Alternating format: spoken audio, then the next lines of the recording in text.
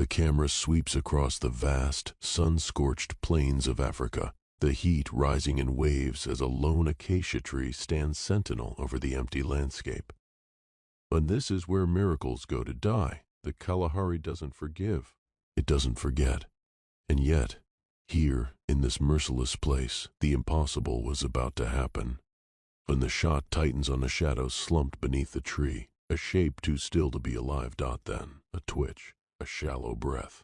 The camera pushes in, revealing a lion so broken his ribs tear through his patchy fur like prison bars.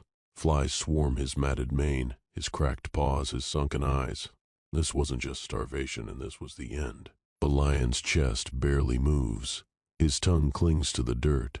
Then, suddenly, his eyelids flutter.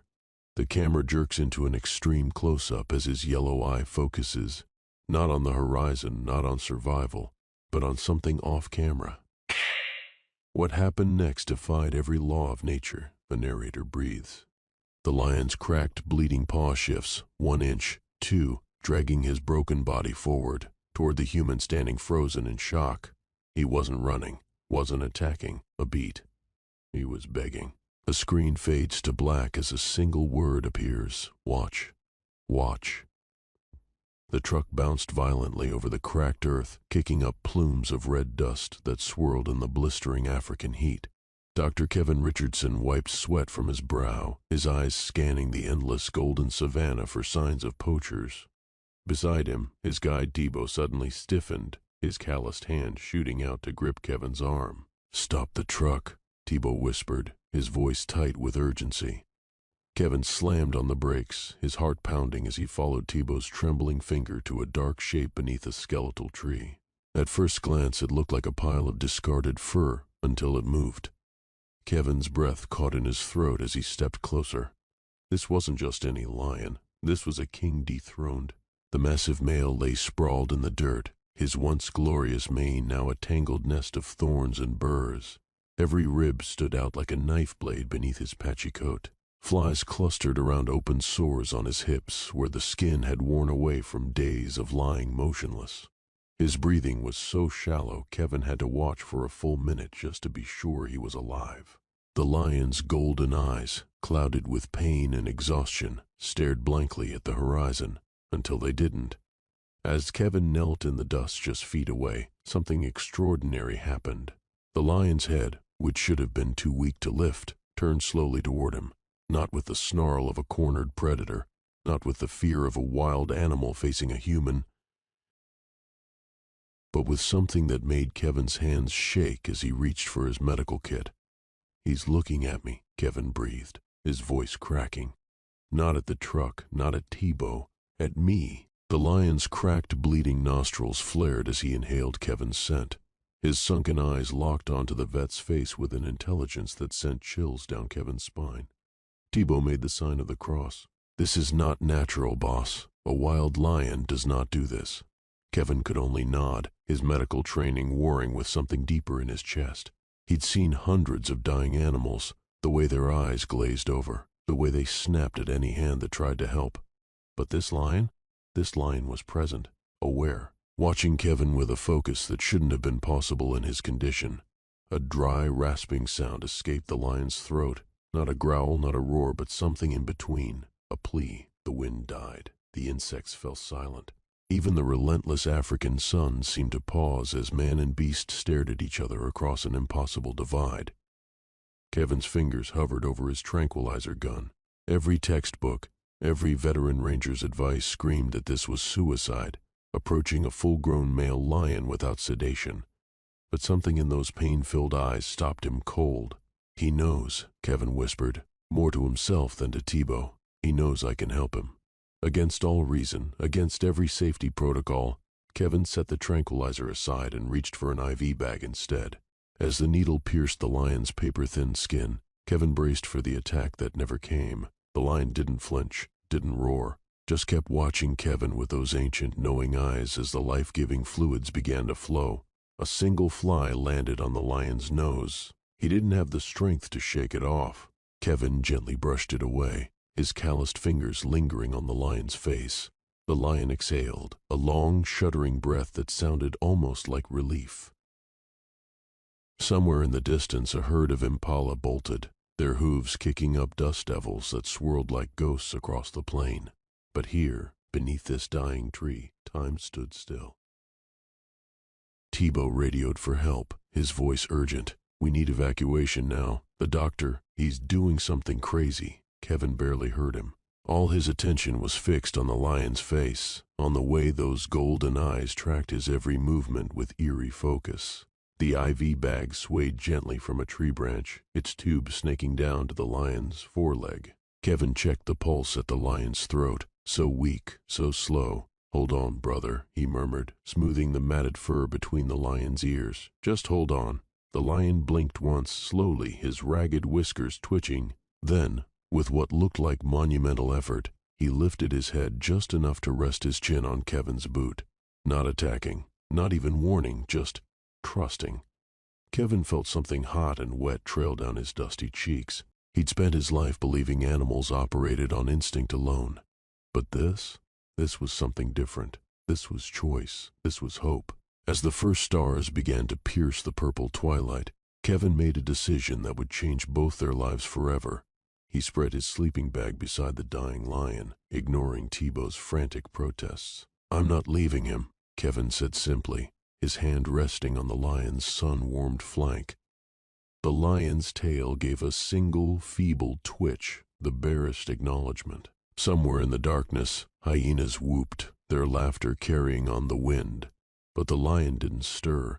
His eyes remained fixed on the strange, two-legged creature who had chosen to stand between him and death.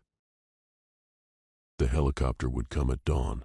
The surgery would take hours. The recovery would take months. But in this moment, none of that mattered. All that existed was the quiet huff of the lion's breath, the steady drip of the four, and the unspoken understanding between two souls who had no business understanding each other at all. The moon rose, bathing the scarred lion and the stubborn vet in silver light. Some miracles, it seemed, didn't need wings. They came with claws. 2. The desert wind howled like a living thing as Kevin Richardson knelt in the dirt, his medical kit spread open before him like a sacred offering. The lion's breathing had grown even shallower, each labored inhale sounding like it might be his last. Kevin's hands shook as he prepared the IV line, not from fear but from the crushing weight of impossibility. What he was about to attempt went against every rule of wildlife medicine. No one gave emergency fluids to a wild lion in the field. No one risked their life for an animal that should have been dead weeks ago. The textbooks would call this suicide. But then, textbooks had never looked into this lion's eyes. As the needle pierced the lion's leathery skin, Kevin braced for the violent reaction that would end his life. The lion's massive head lifted slightly, his cracked lips peeling back to reveal yellowed fangs that could snap Kevin's arm like a twig.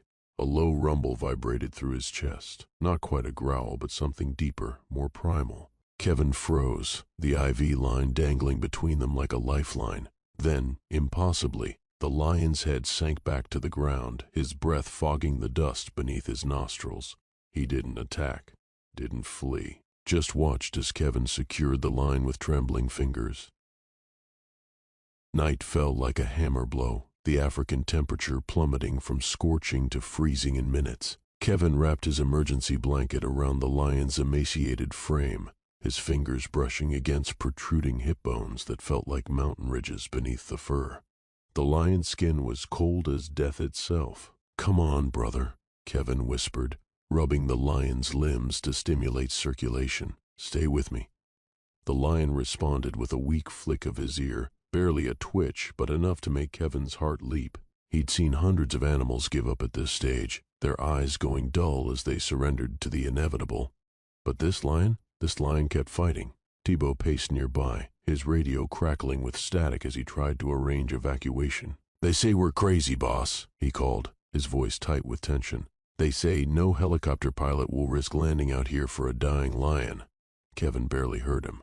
His entire world had narrowed to the rhythmic drip of the IV bag, the faint rise and fall of the lion's chest, the way those golden eyes reflected the starlight with eerie intelligence. The lion's tongue lolled, dry as parchment. Kevin poured precious water onto his fingers and let it drip into the lion's mouth, half expecting to lose his hand. Instead, the lion's rough tongue rasped weakly against his skin, not attacking, but thanking. Hours passed in a haze of exhaustion and adrenaline. Kevin's legs cramped from kneeling in the dirt. His back screamed from hunching over the lion's massive form. But he didn't move. Couldn't move. Somewhere around midnight, the lion's breathing changed, growing deeper, stronger. Kevin nearly wept when he saw the gums that had been bone white now showed the faintest tinge of pink. The fluids were working. Against all odds, against all logic, they were working. Dawn came like a miracle, painting the Kalahari in shades of gold and crimson. The helicopter arrived in a storm of dust and noise that should have sent any wild animal into a frenzy. But the lion just lifted his head slightly, his eyes locking onto Kevin's face as if to say, "I'm still here." The medics gaped when they saw the scene. A full-grown male lion lying calmly with an IV in his leg, a human kneeling beside him like some modern-day St. Francis. "You've got to sedate him for transport," the lead medic shouted over the rotor noise. Kevin shook his head. He won't need it, and he didn't. The lion allowed himself to be loaded onto the stretcher, his eyes never leaving Kevin's face as they lifted him into the belly of the helicopter. Dawn came like a miracle, painting the Kalahari in shades of gold and crimson. The helicopter arrived in a storm of dust and noise that should have sent any wild animal into a frenzy. But the lion just lifted his head slightly, his eyes locking onto Kevin's face as if to say, "I'm still here." The medics gaped when they saw the scene. A full-grown male lion lying calmly with an IV in his leg, a human kneeling beside him like some modern-day St. Francis. "You've got to sedate him for transport," the lead medic shouted over the rotor noise. Kevin shook his head. He won't need it, and he didn't. The lion allowed himself to be loaded onto the stretcher, his eyes never leaving Kevin's face as they lifted him into the belly of the helicopter. The flight to the animal hospital was the longest 20 minutes of Kevin's life. The lion's condition deteriorated mid-air, his breathing becoming erratic, his body temperature dropping dangerously low. Kevin stripped off his own jacket and draped it over the lion's chest, his fingers pressed to the weak pulse at the beast's throat. "Not now," he begged, his voice raw. "Not after all this." The lion's eyelids fluttered, his cracked lips parting slightly as if trying to respond. Then, impossibly, his massive paw shifted just an inch, until it rested against Kevin's knee. Not a threat, a connection. When they landed at the hospital, Dr. Sarah Tilhagel rushed out to meet them, her face a mask of professional skepticism. "You're wasting resources, Kevin," she said bluntly, eyeing the skeletal lion. "This animal should have been euthanized in the field." But when she looked into the lion's eyes, her clinical detachment faltered. There was something there, something that went beyond basic animal instinct, something that made her swallow hard and bark orders to prep the surgical suite. The surgery lasted 8 grueling hours. Kevin waited outside, his clothes still stained with desert dust and lion's blood. When Dr. Tilhagel finally emerged, her surgical mask hanging limp around her neck, her first words weren't about the spinal damage or the organ failure. They were, "He kept looking for you." Kevin's breath caught. During the procedure, every time he started to wake up, his eyes would dart around until they found you through the observation window. Then he'd settle again. She shook her head in disbelief. "I've never seen anything like it." That night, Kevin dragged a cot into the recovery room and slept beside the lion he'd named Tao, the Setswana word for lion.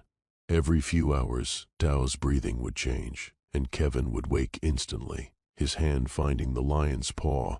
And every time, without fail, Tao would let out a soft chuffing sound, not quite a purr, but something close. The nurses joked that Kevin had adopted a 400-pound house cat. But Kevin knew better. This wasn't domestication. This was something far more profound. By morning, word had spread through the hospital. Staff members tiptoed into the recovery room, their eyes wide with wonder at the sight of a wild lion, allowing a human to stroke his face without sedation. Tao watched them all with quiet dignity, his tail twitching occasionally when Kevin spoke. When Dr. Tilhagel came to check the surgical site, Tao didn't growl or snap. He just lifted his head slightly and licked her hand once, a gesture so unexpected the tough veterinarian actually teared up. The days blurred together in a haze of physical therapy and slow, painful progress. Tao's hind legs remained paralyzed, his body still ravaged by months of starvation. But his spirit? His spirit burned brighter with each passing day. He learned to drag himself across the floor using only his front legs, his determination leaving puddles of sweat on the tiles. He allowed the nurses to massage his atrophied muscles, his golden eyes tracking Kevin's every move around the room. And at night, when the hospital grew quiet, Tao would rest his massive head on the edge of Kevin's cot, his breath warm against the vet's face as they both drifted into exhausted sleep. It shouldn't have worked. By all rights, Tao should have died that first night in the desert. He should have attacked Kevin during the IV insertion. He should have panicked during transport. He should have succumbed to infection after surgery. But Tao didn't believe in should. And as Kevin would soon discover, this lion was only just beginning to defy expectations. The real miracle wasn't that Tao survived. It was what he chose to do with his second chance at life. But that's a story for another time. The animal hospital's recovery room smelled of antiseptic and hope.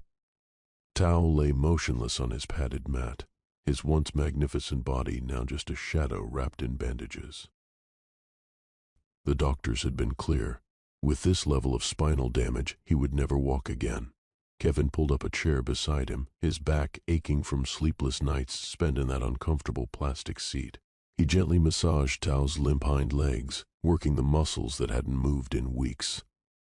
"Come on, big guy," he murmured, his fingers pressing into the cold flesh. "Show me what you've got." Tao's tail twitched weakly in response, the barest flick of movement that sent Kevin's heart racing. Was it just a reflex, or something more? Days bled into weeks. Every morning, Kevin arrived before dawn to help the physical therapists move Tao's legs through painful exercises. The lion tolerated it all with quiet dignity, though his eyes would darken with frustration when his body failed to respond. One particularly difficult session left Tao panting with exertion, his massive chest heaving as he collapsed onto his side. Kevin knelt beside him, wiping sweat from the lion's brow with a damp cloth. "I know it hurts," he whispered. Tao responded by dragging his front paws forward, pulling his useless back legs behind him like dead weight. The determination in his eyes burned brighter than the African sun outside the hospital windows. Then came the morning that changed everything. Kevin was halfway through his now familiar routine of stretching Tao's legs when he felt it, the faintest tremor beneath his fingers. At first he thought he'd imagined it. Then it happened again, an unmistakable twitch in Tao's right hind leg. Kevin's breath caught in his throat. "Sarah!" he shouted, his voice cracking. Dr. Tilhagel came running, her stethoscope bouncing against her chest. Together they watched, barely daring to blink, as Tao's tail lifted slightly off the ground. Then his left leg jerked, then his right. Tiny movements, barely noticeable, unless you'd spent every waking moment studying this animal's body like Kevin had. The hospital staff gathered in hushed silence as Tao, for the first time since his rescue, voluntarily moved his back legs. What followed wasn't the dramatic Hollywood recovery everyone expected. Progress came in heartbreakingly small increments, a toe curling here, a knee bending there. Some days Tao backslid, his legs refusing to cooperate no matter how hard he tried. On those days, Kevin would find the lion's head drooping, his golden eyes clouded with something that looked suspiciously like despair. It was on one of those bad days that Kevin did something reckless. He hauled himself onto the mat beside Tao and wrapped his arms around the lion's neck, burying his face in the coarse mane. "You're the strongest creature I've ever known," he whispered fiercely. Tao responded by resting his massive head on Kevin's shoulder, his breath warm against the vet's neck. When Kevin pulled back, there were tears in the lion's eyes, or maybe they were his own. He couldn't tell anymore. The breakthrough came during a routine hydrotherapy session. The warm water buoyed Tao's body as Kevin supported his hindquarters, guiding him through the motions of walking. Suddenly, Tao's back legs kicked out with surprising force, nearly knocking Kevin off balance. The lion's head snapped around, his eyes wide with shock. He did it again, a clumsy but unmistakable walking motion. The physical therapist gasped. Kevin whooped with joy, splashing water everywhere.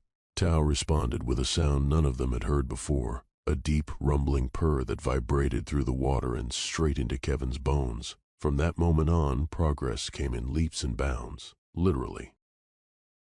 Within weeks, Tao was standing on shaky legs, his muscles quivering with the effort. His first steps were more of a controlled collapse than actual walking, but to Kevin, they might as well have been Olympic gold. The hospital staff cheered as Tao lurched across the room like a drunken sailor, his tail whipping back and forth for balance. When he finally reached Kevin, he collapsed against him in exhausted triumph, his great head pressing into the vet's chest as if to say, "We did it." Kevin's tears soaked into Tao's fur as he hugged the lion fiercely. No one mentioned how wild lions don't normally seek physical comfort from humans. At this point, nothing about Tao was normal. Kevin caught it on camera. The lion's movements were still uncoordinated, his back legs occasionally crossing awkwardly, but the joy in his face was unmistakable. He bounded across the rehabilitation yard like a cub, kicking up clouds of dust, his mane flying in the wind. When the video went viral, the world wept along with Kevin. Messages poured in from every corner of the globe, from children sending drawings of Tao, from veterans who saw themselves in his struggle, from paraplegics who found new hope in his recovery. The hospital set up a donation page that crashed twice from overwhelming traffic. Tao, the lion who shouldn't have survived, had become a beacon for anyone who'd ever faced impossible odds. But the most extraordinary moment came quietly, when no cameras were rolling. Late one evening, Kevin found Tao standing at the enclosure's fence, staring out at the distant savannah. The lion's posture was different, taller, prouder, every inch the king he'd been born to be. When Kevin approached, Tao didn't turn his head, but his tail curled slightly in greeting. They stood there together in comfortable silence, watching the sun dip below the horizon. In that moment, Kevin realized something that took his breath away. This wasn't just about recovery anymore. Tao wasn't just learning to walk again. He was remembering who he was, and that changed everything, because a lion who remembers he's a lion can't stay in a cage forever, not even one made of love and gratitude. The question wasn't if Tao would want to return to the wild. The question was, what would Kevin do when that day came? 4. The morning air hung thick with the promise of heat as Kevin unlatched Tao's enclosure gate, the familiar creak of hinges signaling the start of their daily routine. But today felt different. Tao paced restlessly, instead of greeting Kevin with his usual headbutt, his golden eyes fixed on something beyond the fence. "What's got you so worked up, big guy?" Kevin murmured, running a hand down the lion's scarred flank. Then Tao did something that stopped Kevin's heart mid-beat. He gently took Kevin's wrist in his massive jaws, not biting, not even pressing, just holding, with the delicate precision of a mother cat carrying her kitten. Kevin froze. Every instinct screamed to pull away from the mouth that could crush bone effortlessly. But Tao's eyes held none of a predator's fury, only quiet determination. Slowly, deliberately, the lion began leading Kevin toward the gate, not with force, but with the unshakable certainty of an animal who knew exactly what he wanted. "You can't be serious," Kevin breathed as Tao released his wrist and sat before the exit, his tail twitching expectantly. The morning sun glinted off the lock, turning the simple latch into a moral crossroads. Behind them lay safety, routine, the life they'd built together. Ahead lay the unknown, and a wild lion who apparently had plans of his own. Years that followed, Tao's incredible journey, blurred together like the golden hues of an African sunset. What began as one man's impossible mission to save a dying lion became something far greater, a living testament to the unbreakable bonds that can form across species lines. Tao never returned to full wildness, but he became something more remarkable, a bridge between two worlds. His enclosure at the rehabilitation center expanded into a natural habitat where he held court daily, mesmerizing visitors with his quiet dignity. School children pressed their small hands against the glass as Tao demonstrated his physical therapy exercises, his movements fluid and powerful despite the scars that still crisscrossed his hind legs. Scientists came from across the globe, their clipboards forgotten as they witnessed Tao's uncanny ability to read human emotions, responding to sadness with gentle headbutts and to laughter with playful pounces. But Tao's true legacy unfolded beyond the spotlight. The pride he'd led Kevin to that fateful day didn't just survive, they thrived. Conservationists established a protected water source in their territory, and regular monitoring showed the cubs growing into strong, healthy adults. One particularly dry season, rangers discovered Tao's original pride gathered around a new waterhole with an unexpected addition. A young male lion bearing Tao's distinctive facial markings stood guard over the group. DNA testing later confirmed what everyone suspected. Tao's lineage lived on. His courage, his intelligence, his extraordinary will to survive had been passed down to a new generation. As the seasons turned, Tao's fame grew, but his spirit remained unchanged. He still greeted Kevin every morning with the same headbutt to the chest, still insisted on inspecting every new volunteer with a thorough sniff, still stole hats with the mischievous glee of a kitten. The only sign of his advancing years was the increasing amount of gray peppering his muzzle, and the way he sometimes paused to catch his breath after playing with the center's younger rescue animals. Then came the morning Kevin found Tao lying unusually still in his favorite sunspot. There was no dramatic decline, no final illness, just a lion who had finally decided his work was done. As Kevin sank to his knees beside his old friend, Tao lifted his head one last time, resting his massive chin on Kevin's knee, just as he had that first day in the desert. His breathing slowed, his eyes never leaving Kevin's face, until finally, with a quiet sigh that sounded almost content, Tao's great heart stilled. The Kalahari wind chose that moment to swirl through the enclosure, carrying with it the distant roar of lions on the plains, a haunting, beautiful farewell. Kevin often found himself wandering to Tao's now empty enclosure in the quiet hours before dawn. It was during one of these visits that he noticed something strange, fresh paw prints in the soft dirt. Not Tao's familiar tracks, but smaller, younger prints leading to the gate and back. Following their path, Kevin discovered a single golden whisker caught on the fence, too small to be Tao's. When he mentioned it to the night watchman, the old man just smiled. "The cubs come sometimes," he said simply. "They remember. Today, if you visit the Kalahari, you might hear locals speak of a legend, a ghost lion who appears during droughts to lead struggling prides to water. They say he walks with a slight limp, and that his eyes hold an intelligence no ordinary lion possesses. The scientists scoff, of course, but Kevin? He just smiles and changes the subject.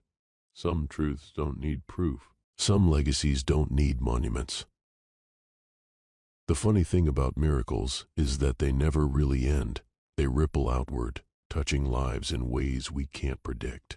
Tao's story taught the world that hope has claws, that love knows no species, and that sometimes, just sometimes, the most broken creatures become the most whole. So the next time you feel like giving up, remember the lion who refused to die. Remember the man who refused to let him. And ask yourself, what might your own impossible story look like? Okay, be honest. Did that story just give you chills like it did me? That's not just animal intelligence. That's magic. But here's where you come in. Scroll down right now and tell me, do you think Tao was just the Einstein of lions?